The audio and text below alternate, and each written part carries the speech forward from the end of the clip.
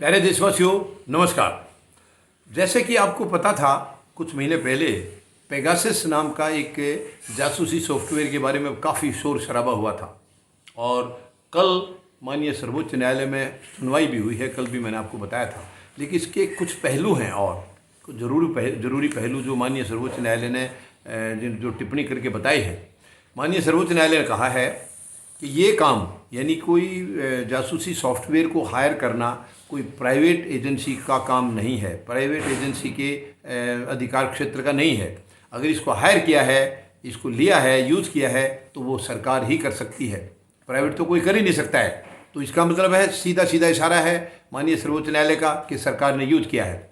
उसके बाद माननीय सर्वोच्च न्यायालय ने यह भी कहा है कि हमने सरकार को काफ़ी मौके दिए कि अपनी पोजीशन क्लियर करें, लेकिन सरकार ने कोई परवाह नहीं की। कई बार कहा, माननीय सर्वोच्च न्यायालय ने इनको हल्फनामा देने के लिए भी कहा था, एफिडेविट देने के लिए, दाखिल करने के लिए कहा था सरकार को, लेकिन सरकार ने साफ मना कर दिया।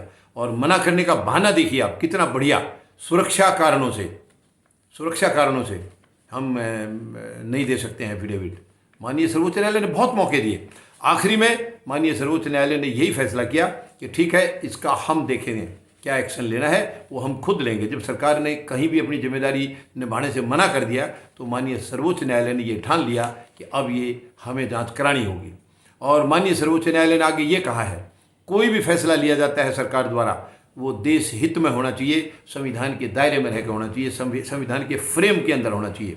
बहुत बड़ी टिप्पणी है ये, क्योंकि वर्तमान जो सरकार है 7.25 साल से, ये कोई भी फैसला संविधान के दायरे में ले ही नहीं रही है। ये इनके तमाम फैसले संविधान से बाहर निकल के हैं, संविधान के दायरे में इनका कोई फैसला नहीं है। जितने भी अभी तक 7.25 साल में इन्होंने काम किए हैं, जो भी गलत से गलत डिसीजन लिए, तमाम संविधान के खिलाफ हैं, देश की भावनाओं के खिलाफ है, देशवासियों की भावनाओं के खिलाफ है। तो माननीय सर्वोच्च न्यायालय ने आगे कहा है कि हम राष्ट्रीय सुरक्षा के नाम पर आपको फ्री पास नहीं दे सकते। एक आध बार होता है, चलिए, कई बार कई मजबूरी, हालांकि देखिए, गलत के लिए गलत तो गलत ही है। सरकार का कोई भी एक छोटा सा भी गलत फैसला है तो मैं उम्मीद ही लगाता हूं कि न्यायालय तो उसको विरोध करेंगे ही करेंगे, क्योंकि गलत फैसले का इनको अधिकार ही नहीं है लेने का। गलत फैसला है, देश के खिलाफ जाएगा, और सरकार देश के हक के लिए होती है कि देशवासियों के फायदे की बात करे, देशवासियों के हितों की बात करे। और सरकार गलत फैसला लेती है तो माननीय न्यायालय को तो तुरंत उसको रद्द करना ही करना होगा, उनके खिलाफ एक्शन लेना ही चाहिए। लेकिन फिर भी माननीय सर्वोच्च न्यायालय ने यह कहा है कि हमने फिर भी एक आध मौका जो चलने लायक था वो हमने देखा है, लेकिन उसको हमेशा के लिए नहीं किया जा सकता। हमेशा के लिए यानी कि फ्री पास देने का मकसद वही था, कहने का माननीय सर्वोच्च न्यायालय का, कि आप हमेशा इसको बिल्कुल ये ग्रांटेड ना लें कि हर चीज़ आपके पक्ष में आएगी, आपके हक में आएगी। नहीं, हमें देशवासियों की भावनाओं की भी कदर करनी है, देशवासियों की उम्मीदों के ऊपर भी न्यायालय को खरा उतरना है। और ये जो पेगासस नाम का जो है, यानी इसके अंदर देखिए, कई पत्रकार थे, रोहिणी सिंह हैं, चतुर्वेदी हैं, लेडी वरदराजन हैं, पत्रकार। बताइए, पत्रकारों के खिलाफ आप जासूसी करा रहे हैं?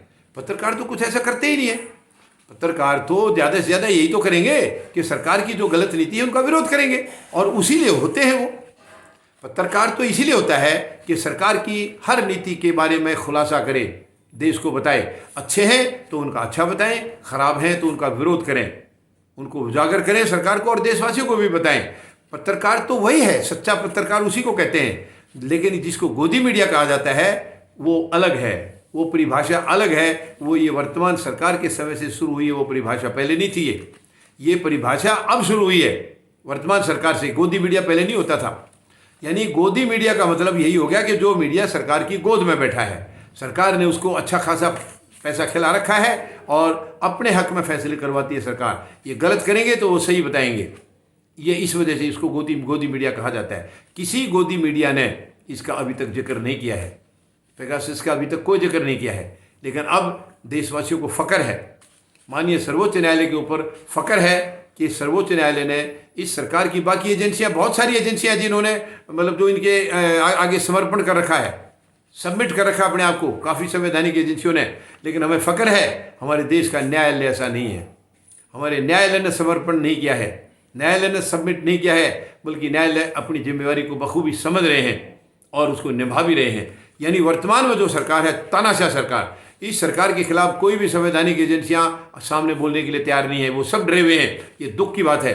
संवैधानिक एजेंसी अगर कंडम हो गई, वो सरकार के अधीन चली गई, तो फिर वो संवैधानिक नहीं रही है, उनकी स्वायत्तता खत्म हो गई है, तो वो तो गुलाम हो गई हैं। बहुत बहुत दुख की बात है, ये बहुत ही चिंता की बात है। देश के अंदर जितनी भी संवैधानिक संस्थाएं हैं वो सब आज़ाद हैं, इंडिपेंडेंट हैं, मगर उन्होंने सरकार के आगे समर्पण कर दिया है। मानिए सर्वोच्च न्यायालय ने बिल्कुल ऐसा नहीं किया है, साफ मना कर दिया है। सर्वोच्च न्यायालय ने बोला हमारी कुछ जिम्मेवारियां हैं देश के प्रति, देशवासियों के प्रति, और हमें उनको निभाना है। जो जिम्मेदारियां संवैधानिक दायरे में हैं उन्हें निभाना है, जो कानून के दायरे में है, और कानून और संविधान के दायरे में रह के ही सारा काम होता है देश का। लेकिन वर्तमान सरकार के लिए ना कानून मायने रखता है, ना ही इनके लिए संविधान मायने रखता है, और ना ही इनके लिए न्यायालय मायने रखता है। ये बहुत ही दुख की बात है, बहुत ही कष्टों की बात है। तो अब माननीय सर्वोच्च न्यायालय ने कमेटी का गठन कर दिया है, जिसमें भूतपूर्व जो जस्टिस हैं उनको रविंद्रन साहब को लगाया है, और इसमें जो 3 एक्सपर्ट दिए हैं वो बहुत ही एक्सपर्ट हैं, पूरे हर फील्ड के एक्सपर्ट हैं इसके अंदर। उनकी निगरानी में ये सब होगा, उनके द्वारा ये सारी जांच होगी, मतलब हर पहलू से वो जांच करेंगे। इसमें मतलब फॉरेंसिक साइंस के भी हैं एक्सपर्ट, IIT के एक्सपर्ट, सारे मतलब हर तरीके के तीनों के तीनों एक्सपर्ट जो हैं वो पूरी तरह से माहिर हैं इस प्रक्रिया के, इस पेगासस सॉफ्टवेयर का पूरी तरह से पता चले। यानी इन्होंने ये इज़राइल का है, ये पेगासस सॉफ्टवेयर जो है ये इज़राइल का है। इन्होंने फ्रांस की भी जासूसी की थी, फ्रांस के लिए भी, और आखिरी में जब फ्रांस को पता लगा तो उन्होंने खिंचाई की, तो इज़राइल ने माफ़ी मांगी है, फ्रांस से माफ़ी मांगी है, तब जाके उन्होंने इस केस को ख़त्म किया है, वरना फ्रांस इनको छोड़ने वाला नहीं था। लेकिन वर्तमान प्रधानमंत्री के तो इज़राइल के उस वक़्त के प्रधानमंत्री के साथ घरेलू रिश्ते थे, तो इन्होंने उसका मिसयूज़ किया है, अपने दोस्ताना रिश्तों का देश के खिलाफ इस्तेमाल किया है। ये बहुत ही दुखद है, बहुत ही चिंता का विषय है। ऐसी घटिया सोच देश के अंदर प्रधानमंत्री या कोई उनकी सरकार करेंगे तो देश कैसे बचेगा। देश के लिए ये 24 घंटे खतरे हैं, तो देश अब आगे खतरे झेल नहीं सकता है। तो मैं माननीय सर्वोच्च न्यायालय का बहुत आभार प्रकट करता हूँ, बहुत बहुत आभारी हूँ मैं माननीय सर्वोच्च न्यायालय का, पूरे देशवासियों की तरफ से, पूरे देश की तरफ से, कि ये बहुत बड़ा फैसला लिया है। और अब सरकार की औकात, सरकार की असलियत अब सामने आ जाएगी, हर हालत में सामने आएगी। और देखिए माननीय सर्वोच्च न्यायालय ने, यानी सरकार ने ये कहा था कि हम इसकी खुद जांच करा लेंगे अगर कुछ हुआ तो, माननीय सर्वोच्च न्यायालय ने इनकी दलील को ठुकरा दिया। ये बहुत ही ऐतिहासिक फैसला है, ऐतिहासिक फैसला है, पूरे देश को गर्व है। माननीय सर्वोच्च न्यायालय के इस फैसले के ऊपर पूरे देश को गर्व है। ये बहुत ही जिम्मेदार फैसला किया है, और सरकार को ये एक सिग्नल भी दे दिया है माननीय सर्वोच्च न्यायालय ने कि तुम्हारी बदतमीजियाँ भविष्य में बिल्कुल बर्दाश्त नहीं की जाएंगी, बिल्कुल बर्दाश्त नहीं की जाएंगी, क्योंकि माननीय सर्वोच्च न्यायालय भी देश के प्रति जवाबदेह है, देशवासियों के प्रति जवाबदेह है। यानी माननीय सर्वोच्च न्यायालय की कुछ उम्मीदें जनता के ऊपर हैं, और उन उम्मीदों पर माननीय सर्वोच्च न्यायालय बिल्कुल खरे उतरे हैं। हमें गर्व है इस बात का, फ़ख्र है अपने न्यायालय के ऊपर। बहुत बहुत यानी माननीय न्यायालय को मैं बहुत बहुत बधाई देना चाहूँगा इस साहसिक कदम के लिए। धन्यवाद। जय जवान, जय किसान, जय हिंद।